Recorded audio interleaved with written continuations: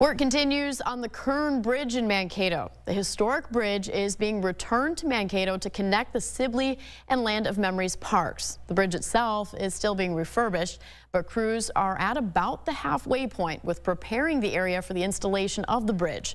They will begin pouring concrete for the bridge deck tomorrow. Construction leaders say that the history of the bridge has led to a unique experience working on this project.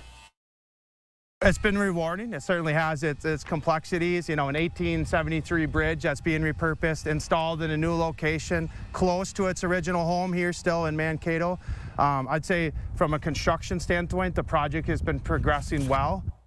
The bridge was originally built in 1873 and is expected to reopen as a pedestrian bridge this fall.